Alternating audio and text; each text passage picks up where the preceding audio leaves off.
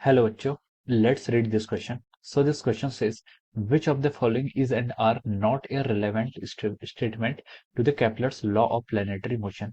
First statement is Kepler's second law is based on the law of conservation of angular momentum. Second statement is every planet revolves around the sun in circular orbits with sun at the center of the orbit. Statement third is planets situated at larger distance from the sun takes longer time to complete one rotation. Okay. Statement A option is first only, B option is second only, C option is second and third, D opशन is first second and third. Okay, तो चलिए बच्चों अब हम इस question को start करते हैं. तो देखिए बच्चों, इस क्वेश्चन का की कॉन्सेप्ट आप क्या लिख सकते हैं. The key concept of this question है, इस क्वेश्चन में हमें बताना है कि कौन सा स्टेटमेंट आपका क्या है, आर नॉट रिलेवेंट स्टेटमेंट, कौन सा स्टेटमेंट आपका ट्रू नहीं है. ओके, इसका की कॉन्सेप्ट आप लिख सकते हैं केप्लर्स लॉज ऑफ मोशन. क्या? Kepler's laws of motion.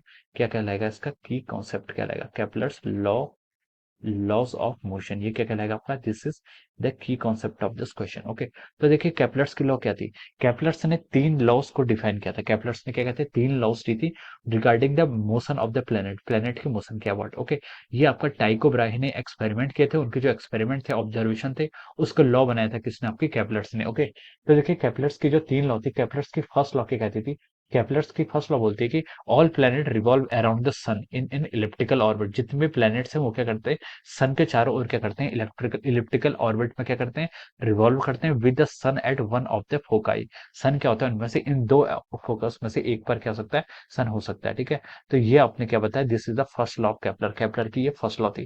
Kepler की सेकंड लॉ क्या थी? केपलर की सेकंड लॉ थी आपकी द एंगुलर मोमेंटम आपका क्या रहता है, कांस्टेंट रहता है. क्या रहता है आपका? एंगुलर मोमेंटम कांस्टेंट रहता है. या फिर उसने बोला था कि every planet planet sweeps out equal area in equal interval of time, यानी कि आपका D A by D T जो होता है ये आपका क्या रहेगा, कांस्टेंट रहेगा. ये आपकी केपलर्स की सेकंड लॉ थी. और केपलर्स की थर्ड लॉ क्या थी आपकी? T square is proportional to R cube, यानी कि the square of the temperate is proportional to the cube of the semi major axis in case of ellipse, और is proportional to the R cube. R cube circle के case में radius के क्या होगा, three times होगा. Okay, T square. Okay, so this is the Kepler's laws of motion. अब चलिए अब हम यहाँ पर स्टेटमेंट की तरफ चलते हैं. फर्स्ट स्टेटमेंट में हमें क्या बोला? फर्स्ट स्टेटमेंट ने बोला Kepler second law is based upon the law of conservation of angular momentum. ये स्टेटमेंट आपका राइट है. देखिए केपलर्स के सेकंड लॉ ने क्या बोला था आपका?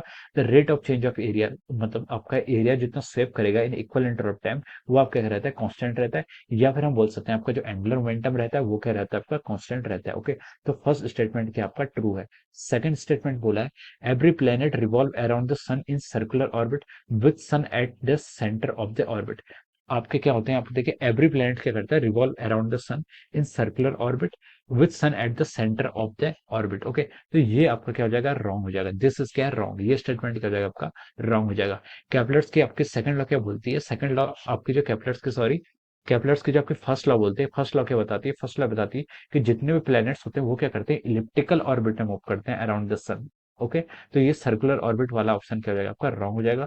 थर्ड स्टेटमेंट में चले. थर्ड स्टेटमेंट हमको दिया है planet situated at larger distance from the sun takes longer time to complete one rotation. ये आपका क्या है, दिस इज द राइट. ये आपका क्या है, राइट हो जाएगा. देखिए T square is proportional to R cube. T square किसके प्रोपोर्शनल, क्या आर क्यूब के प्रोपोर्शनल है.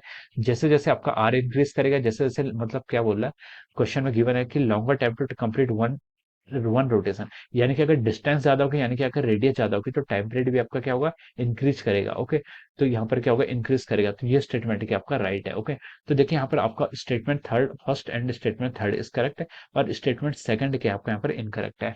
तो देखिए हमसे पूछा कि कौन सा स्टेटमेंट क्या आपका नॉट ए रेलेवेंट स्टेटमेंट, यानी कि इनकरेक्ट है. तो हम बोल सकते हैं कि यहाँ पर आपका जो ऑप्शन बी आ रहा है इसके करस्पॉन्डिंग, वो क्या होगा, आपका राइट आंसर होगा.